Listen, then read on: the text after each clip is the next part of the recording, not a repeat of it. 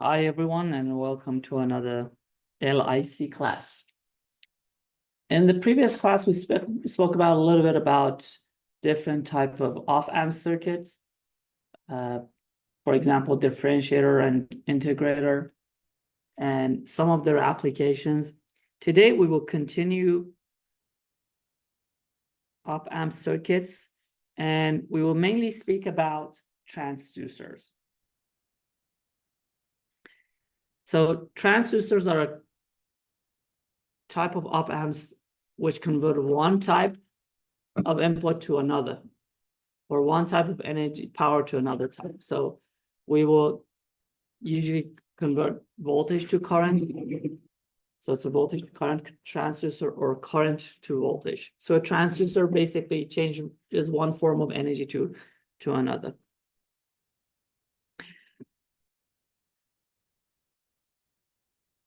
So one type of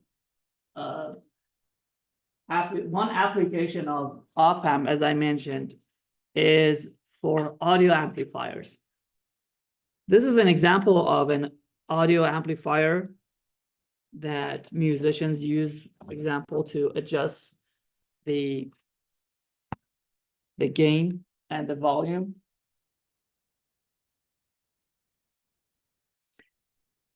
First of all, the first question that I have, can someone tell me what type of amplifier this is? Is it an inverting amplifier or a non-inverting amplifier? Yes, because the input is connected to the negative input, this is an inverting amplifier. And in this particular amplifier, we can adjust the output voltage or the volume using this potentiometer. I'm going to call it this pot, this variable resistor. So by changing this variable resistor, we can change the output gain. We can change the load resistor, and therefore we can change the output gain. The reason that I've added this slide is particularly because of these two capacitors and the capacitor that we have here. So the capacitor that we have here, the 20 picofarad, this actually acts like a type of filter, and it's used to decrease the high frequency gain. Why do we need to decrease the high frequency gain? Because sometimes that high frequency is a noise in the system, and we would like to decrease that. And to decrease that, we use this capacitor, this 20 picofarad capacitor. And what happens is in high frequencies, this capacitor becomes a short circuit when its impedance drops. And therefore, when this is a short circuit, then we don't have any gain left. So means this resistor would be disactivated, this would be deactivated, and it will be short circuited. And now what we have is basically we have an inverting buffer with a gain of 1. So you suddenly goes from the gain of negative 215 to almost a gain of 1. So that 20 picofarad is used to decrease high frequency gain. But these 2.1 microfarads, these bypass, and we call them bypass capacitors, we put them across the power supply, and this is mainly to reduce noise in the system. So what happens here is that if the DC supply, sometimes the DC power supply, if some of you have had electronics with me, you may remember that for rectifier, when we convert an AC signal to a DC signal, most of the time it's not a clean DC. We have a little bit of ripple factor, and that has a high noise and a high frequency related to that. So it's not like a clean DC voltage, okay? And if this high frequency is entered into the op-amp from this frequency is entered to the op amp, it's going to be amplified in the op amp, and it's going to create noise in the op amp. So to get rid of that, we add this bypass capacitor, and what happens is the capacitor acts like an open circuit when we have a DC, so it's going to be disconnected. But if that DC has an AC signal with it, that AC signal would be grounded through this capacitor. So this bypass capacitor is used to actually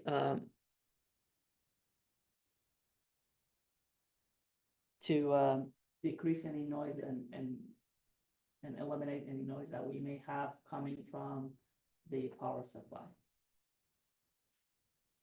Do you have any questions up to you? Okay. So the first type of system that we have and the first type of op-amp circuit that we have is called the inverting current to voltage transducer. Why do we call this an inverting? Because again, the input is connected to the inverting input. So that, therefore, this is an inverting system. And why do we call it a current to voltage transducer? The reason is this. So if I want to calculate V out,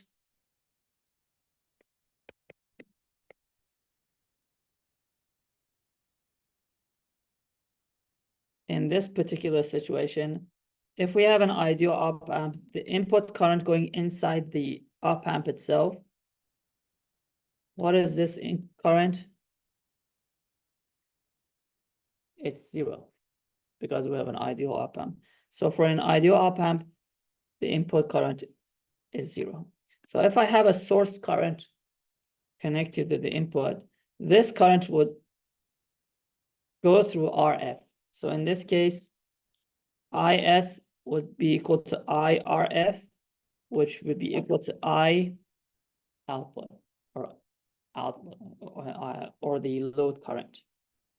So now if I want to find V out will be, according to the Ohm's law, it's going to be this positive over its negative over R, or in other words, V out would be negative INRF if I do a simple KVO starting from here to here.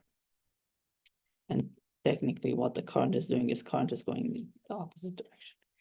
So V out will be negative IN or RF.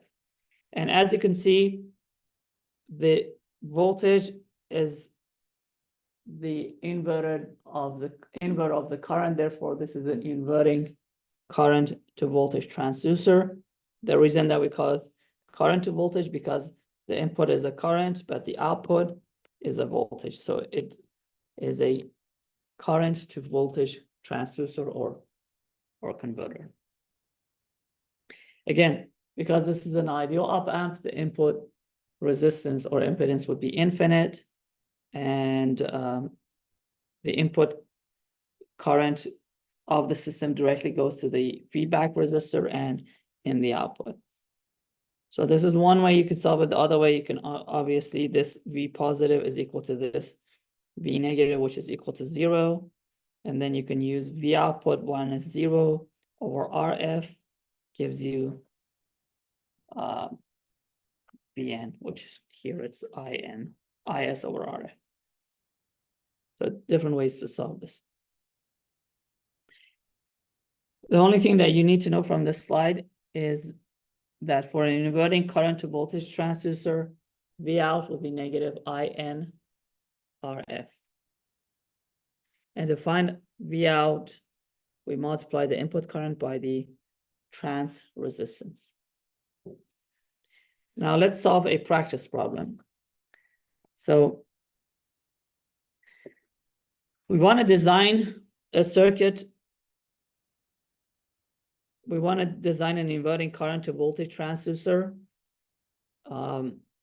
which has a negative 50 microamp input and the output voltage of 4 volts.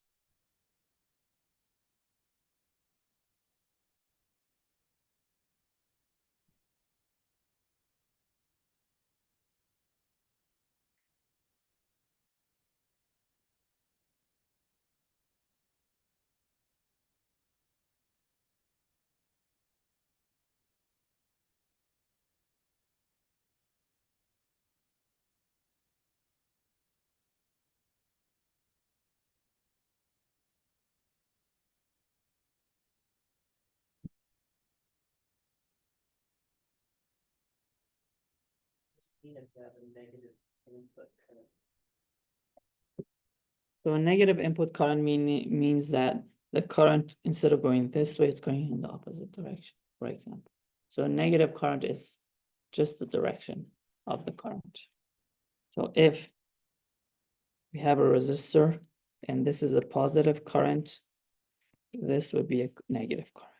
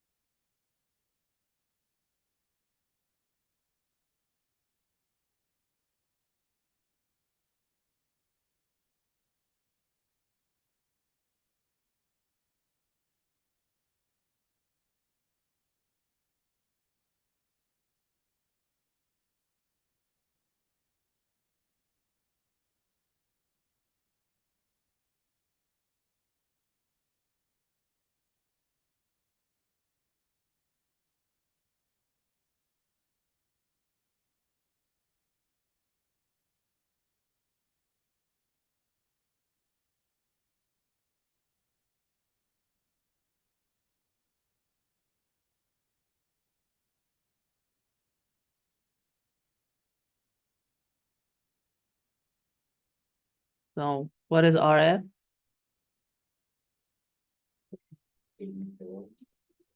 Yes, it's gonna be V out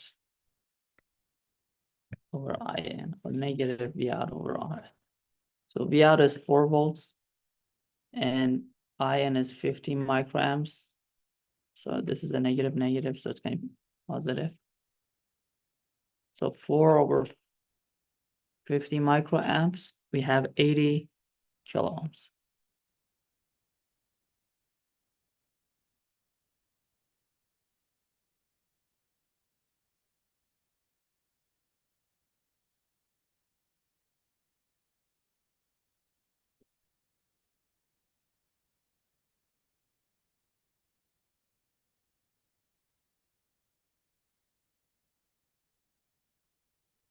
Oh, did you write that down?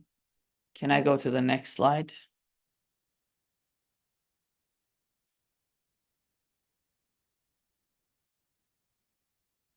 Can I go to the next slide? Okay. So the next type of transducer that we have is called a non-inverting voltage to current transducer. Why is it a non-inverting? Because our input is connected to the non-inverting input, which is a positive. And the input is a voltage, but the output we have is current. Okay. So what it does, we give it an input voltage, but the output would give us a fixed current. Again, we would assume that this is an ideal op amp, and for an ideal op amp, what is the input for an ideal input current for an ideal op amp? It's 0. And what is the relation between V positive and V negative? V positive is equal to V negative in an ideal op amp.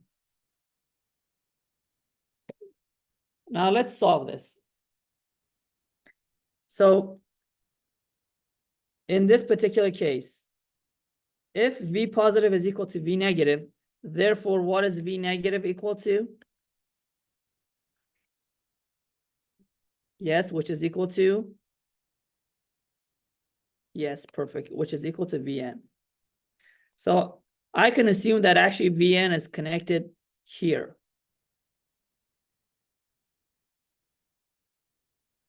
Because the voltages are in. And what is the current going inside that? 0, perfect. So now what happens is all the load current goes to the ground. Why? Because this current IN is equal to 0.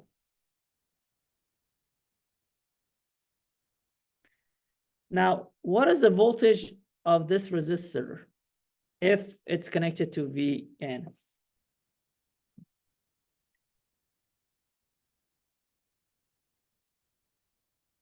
So imagine, I'm gonna draw this part again here.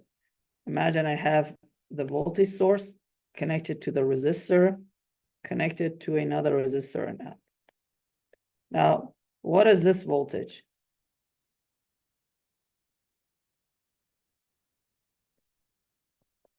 What is the voltage of the resistor?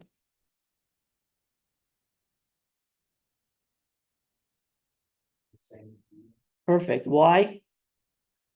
Perfect. Thank you. Because they are in parallel. These two are in parallel. They share the same voltage. So now what is VRI? VRI would be equal to VN. Yes. Now, what was the relation between IRI and IRL or I load? They were equal because I don't have any current going this way in this node, so all the output current will go to the ground. Am I correct? So I load is equal to IRI. And now how can I find IRI? IRI, according to the Ohm's law, would be VRI over RI. In other words, it's going to be VN over RN. And IRI is equal to IL. So IL would be equal to VN over RI.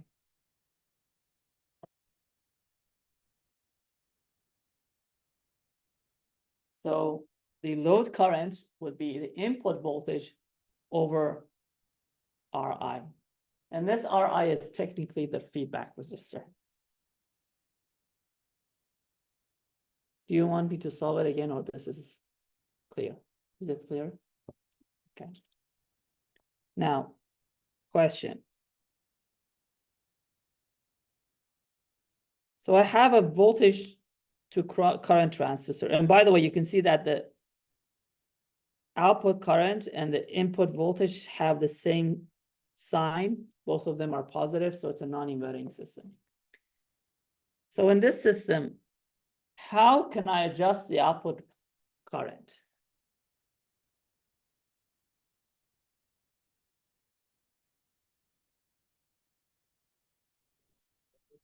Perfect. One way is to increase the voltage. Usually the voltage is a fixed voltage, like a DC 12 volts. So an easier way to do that is actually to use a potentiometer. So instead of the resistor, I use a variable resistor.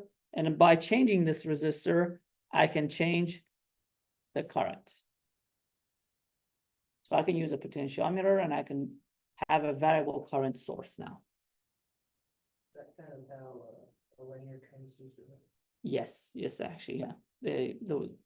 Yeah, but this is not a very, actually, I can say it's not a very efficient way for some applications, and I'll explain why. But for low current, what we call a low current source, this is the best way to go. If you want to produce a low current, one example is for synthesizing and doing chemical reactions, like electrolytes. You need a small current or a large current or something like that. Batteries, sometimes you need to control the charge current. Controlling the current is sometimes it's much more difficult than controlling the voltage. Controlling voltage, you can use a voltage divider or a buck boost or transformer, but depending if it's AC or DC, but for currents, it's going to be a little bit more complicated, but that's right. So let's go back to this equation.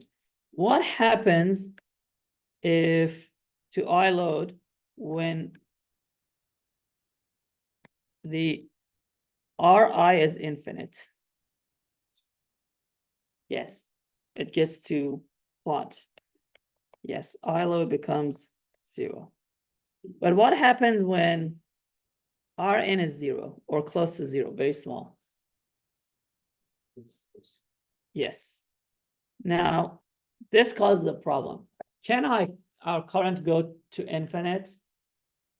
No. What limits the output current?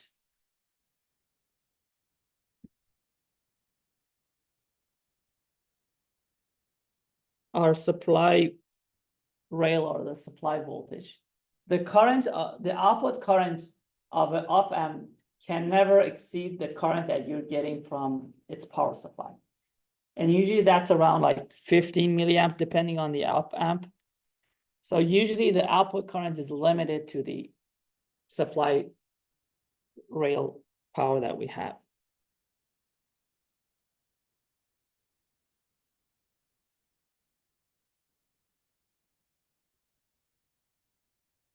And sometimes it actually can damage the system.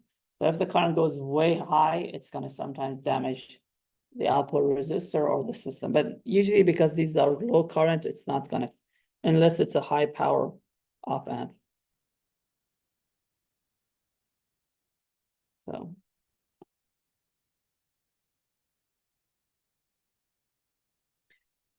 So as mentioned, there are limits to the size of Ri. Ri cannot be too small.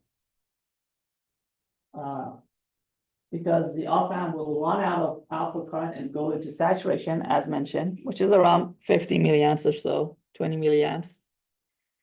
And on the other extreme, the products of the two resistors and R load cannot exceed the power supply rail. Again, if you produce too less current, you're going to create a lot of voltage, and that's going to increase. Again, that's going to put the output into saturation mode as well. And for a standard system, the supply voltage is around 15 volts, positive, negative, so 30 volts and around 1 amp maximum. So 30 watts is our limit. So this is very good for low power, low current situations. But if you have a high current, high power system, it's going to create a little, you have to think another way, and I'll explain in another course that how we can address these issues. So important parts, I load is equal to Vn over Ri. This is the only thing that you need to, yeah. Let's solve a practice problem. So in this non-inverting voltage to current transducer, the input is 0.4 volts. Ri is 20K, R load is 1K. What is the load current?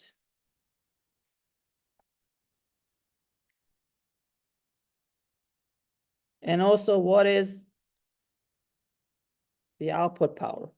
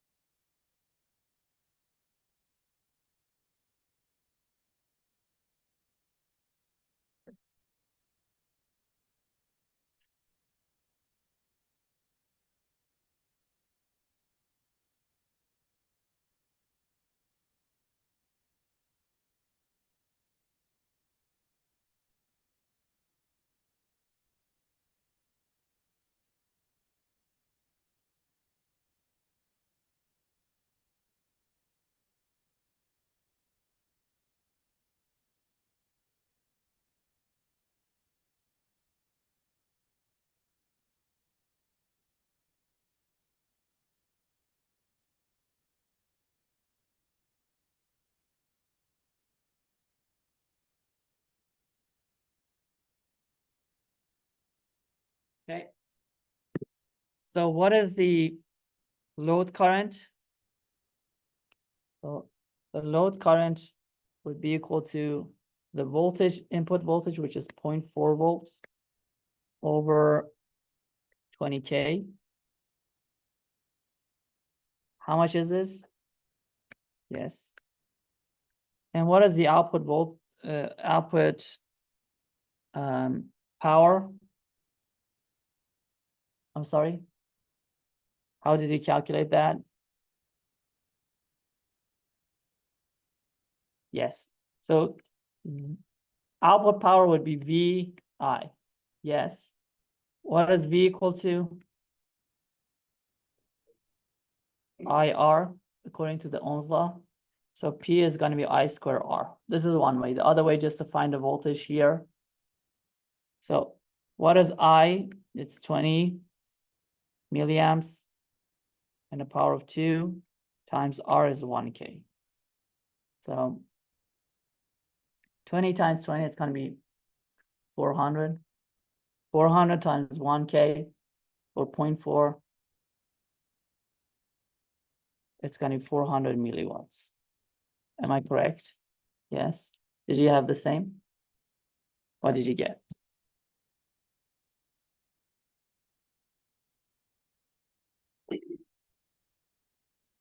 You got 8?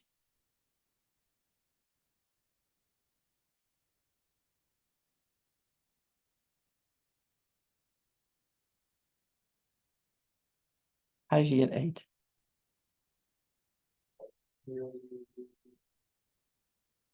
Times 0.4.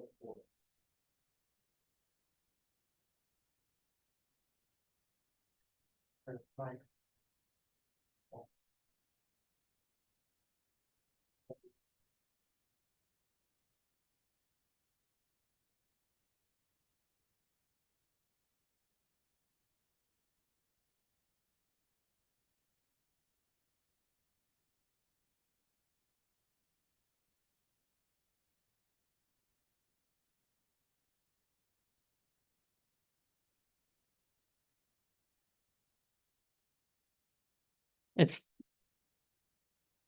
Is my calculation correct?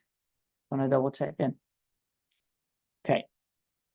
Now, for part B, what if we change this output resistance to 100K?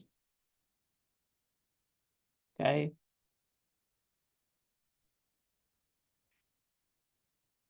If I change it to 100K, what is I load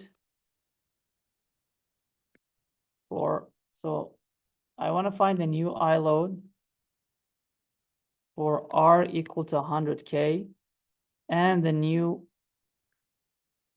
output power.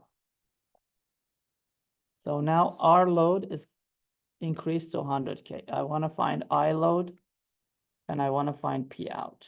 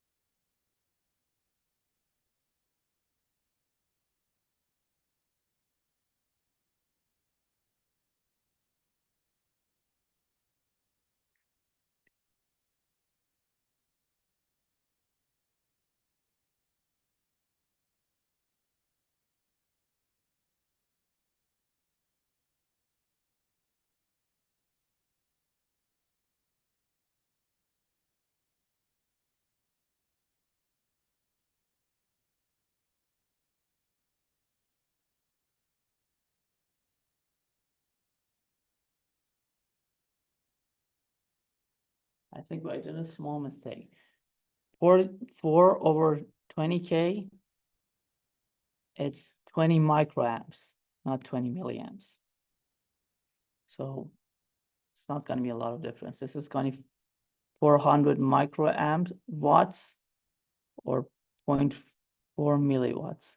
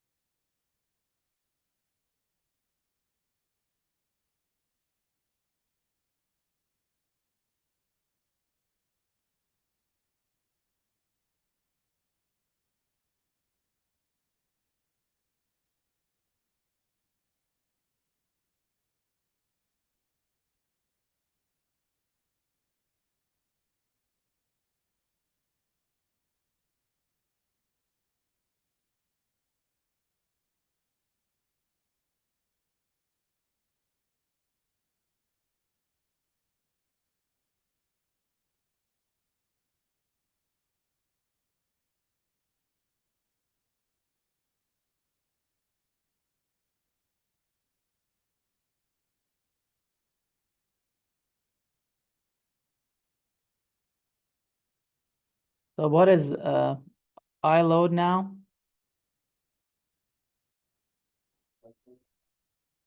It's gonna be Vn again over R. Because Vn and Ri haven't changed, IL would remain the same. It's 20 microamps. So regardless of how much we change the load, it's gonna have no effect on the output current. But it's gonna change the output power. So now the output power would be 20 microamps and a power of 2.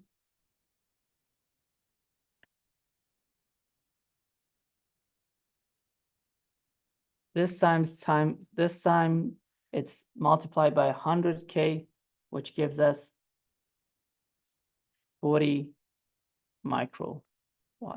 So it's going from 0.4 microwatts to 40 microwatts. So 100 times. Now, if I replace it by 1,000, so it's in the range that the op-amp can produce. But if it reaches like 5 or 10 watts, then the op-amp would have problem. You can't produce that much power. So changing the output resistance, the load resistance, only affects the output voltage and power. It doesn't affect the output current. It has no effect on that. So another example is for output voltage. So for this particular case, there's no danger of current overload here, as the average op-amp can produce about 20 milliamp maximum. So 20 microamp would be no problem. The output current will be 20 microamp regardless of the value of RL. As you saw when we went from 1K to 100K, I load remained the same. There is no danger of clipping in this situation either. The voltage seen at the output of the op-amp to the ground here is going to be Ri plus RL I load, which gives us 420 millivolts. Now, if I change the load current to load resistor to 100, then I would have 120 times 20 microamp. Still, I'm going to have like 4 volts. It's still in the acceptable range. But if the output resistance goes to 1 or 2 mega, then I'm going to go, the output voltage will go up to 40 volts. And the output power would go up to 5 or 6 watts, which is going to damage, and it's going to saturate actually before it damages the op-amp. Now, the next type of transistor that we have is actually we can replace that load resistance with the ammeter, and we can create a variable current source in this situation, or we could create a current source. So again, we have a non-inverting voltage to current transducer. This can be used to make a high input impedance DC voltmeter. The load in this case is a simple meter movement. This particular meter requires 100 microamp for a full scale deflection. If we want to measure the voltage up to 10 volts, what must the RI be? RI should be 100K. So simply by changing RI, we can measure higher voltages as well. And actually, this is a part of it. How many of you had measurements instrumentation? Do you have a next semester? Yeah, so next semester, I'm going to explain about voltmeters and current meters, and you're going to see that a lot. Some voltmeters are the range is limited, so you can only measure to 1,000 volts or so. But by adding a potentiometer, you can increase that range to 10,000 volts, for example. The meter deflection is assumed to be linear. For example, if the input signal is only 5 volt, the current produced is halved to 50 microamps. And 50 microamps should produce half scale deflection. And this actually, meter deflection is made out of a coil. And the way that we do it is usually we have a coil, and that coil actually acts like a magnetic field when you pass current through it, and you have an iron needle or something, and that magnetic field would move that needle in one direction, for example. And obviously you have a spring on the needle as well to bring it back to where it begins. And I would explain this again in measurement instrumentation. Note that this little circuit can be quite convenient in the lab, being powered by batteries. The accuracy is depending on the accuracy of RI and the linearity of the meter movement. The problem with these meter movements is because it has some mechanical parts, it has a spring, it has a coil. If you drop it, it's going to you have to recalibrate it, for example. If the humidity, the temperature changes, the flexibility of that spring is going to change. And also after a while, when you use it and you measure a lot of high voltages, the spring, it's going to lose its property, and you have to recalibrate, what we call it the zero drift. So that's the reason we have moved the two digital systems. I barely see any of these in like 10 years. You can still find them. It's not, yes. So that's an old analog. It's an analog, yes. You can say it's an analog, yes. But you can change that meter right now with a digital system, but it's going to be a little bit more, few more parts. But now digital systems have become very reliable and low power that the analog ones have become obsolete, I can say, because of the problems they had. In order to change scale, new values of RI can be swapped in with a rotary switch. For a 1 volt scale, RI equals 10 kilo. I have a couple of them in my office. I'll bring one if I remember on Wednesday, so you can see how they work. Note that for higher input ranges, some form of input attenuator is needed. This is due to the fact that most op amps may be damaged if input signal is a little larger than the supply rail is used. Okay. So another type of current amplifier is called the inverting current amplifier. So this is not a transducer. A transducer is a device that, again, converts one form of energy to another. So even a microphone could be a transducer because you're converting sound waves to electrical signal or electrical wave. In this amplifier, you have the input is current and the output is also current. Because it's a current to current, it's a current to current amplifier. We call it a current to current amplifier. The principles again are the same as an ideal op amp. So for an ideal op amp, what is the current going inside? Again, it's 0. So positive and negative, both of them are 0. So what happens here is all the current that is coming from the current source goes through Ri, and at node A,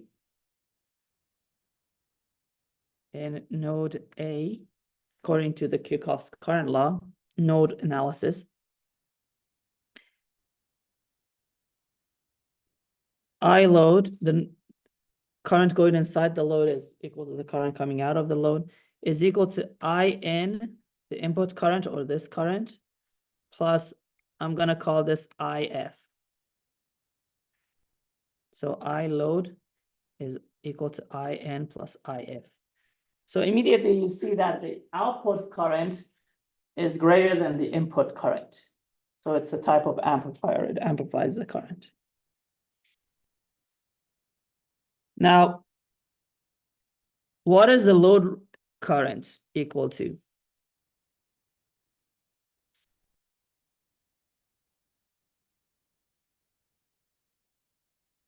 According to Ohm's law,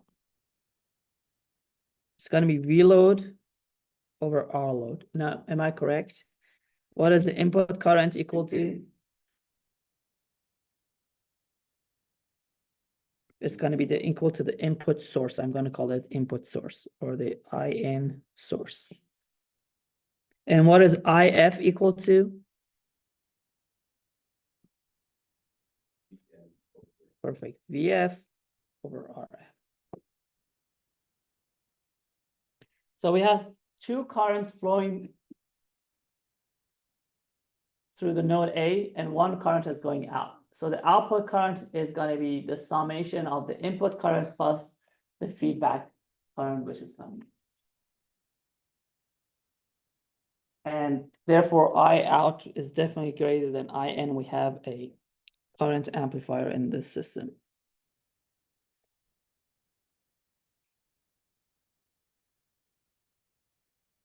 So, and then we can replace IL with VL over RL, IN, which is obviously INS, and IF would be VF over RF. So the gain of the system, the current gain is obviously I out over IN. And since this is an inverting amplifier, the direction is opposite, so we will have negative I out over IN. And we already know that I out is RF plus IRI, which is, again, this is I in or IS. And IRF is equal to VRF over RF. So we're going to replace IRF with VRF over RF.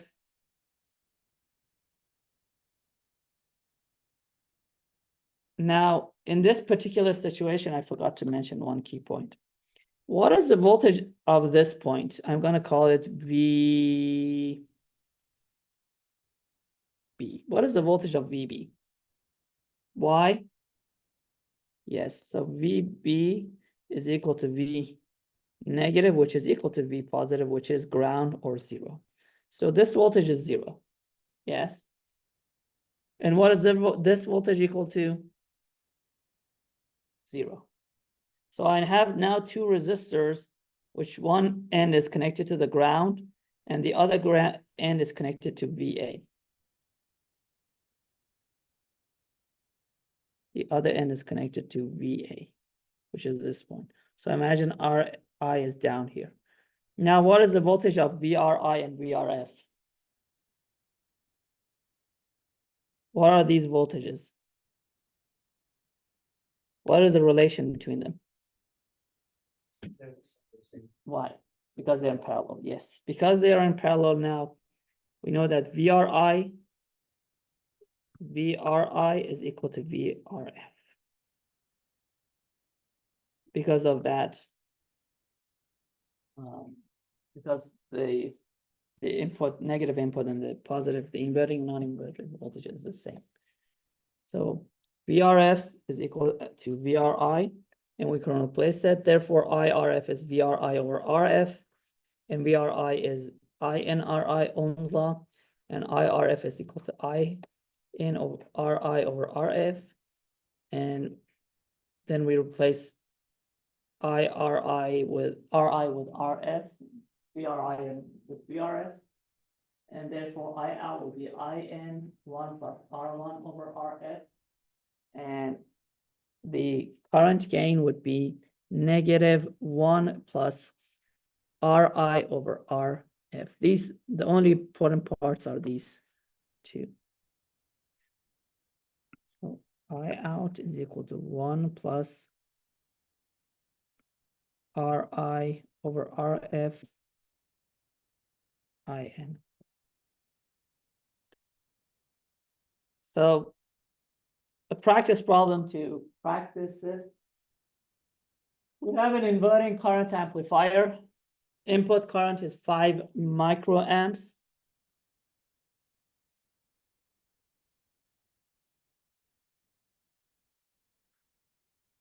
The RI is 33K, RF is 1K, and RL is 10K.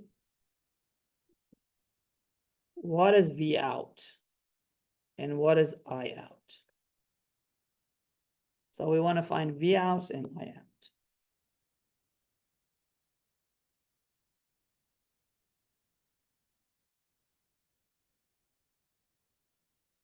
Again, the question was this: I out is IN times 1 plus RF over RI. I'm sorry, RI over RF.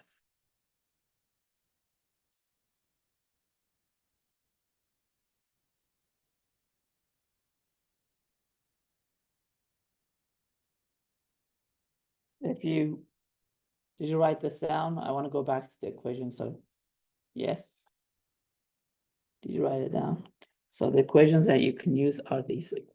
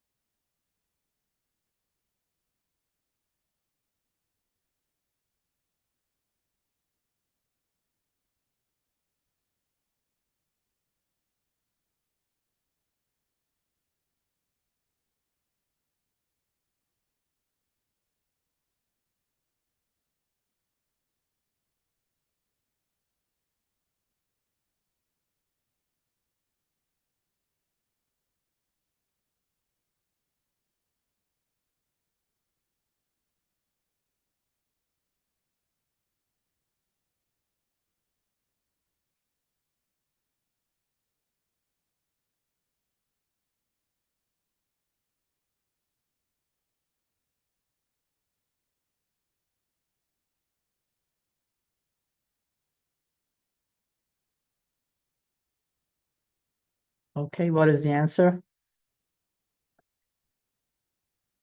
Okay, what is the output voltage? So the output voltage I out would be equal to IN, which is 5 microamps, times 1 plus 33K over 1K. That's going to be 34. 5 times 34, it's 170 microamps. V out would be IR. So it's gonna be 170 microamps times 10K. So it's gonna be 1.7 amps. I'm sorry, volts.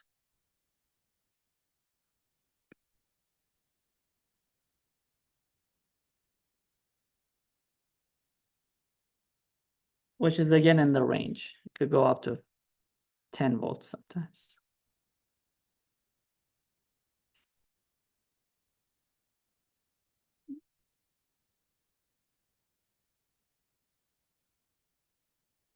That was an estimation, by the way, of the voltage, but the voltage, you have to add that to the output voltage that you have, or an RNIN as well.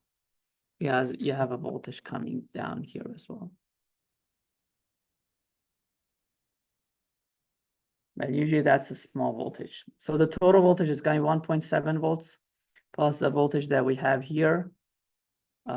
Actually, it's a voltage, it's a combination of these two voltages. And the way that we can find that, we already know that the current passing this is like 5 microamps. Passing 33K gives us 1.65. And since this voltage and this voltage are parallel, it's going to be the same. So you're going to have 1.65 plus that. I'm sorry, this is 0.165. 0.165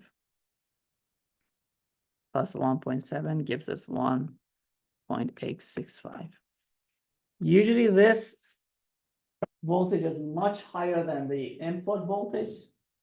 And most of the time it's negligible. So you can just find the output voltage. Usually that one is 10 times, 100 times, because the output resistor sometimes is 100K, 1 mega, so it's going 1,000 times of that voltage down here. As long as that voltage doesn't reach 9 or 10 volts, we are in the safe zone. I think it's enough for today. If you have any questions, just please let me know. And have a great day.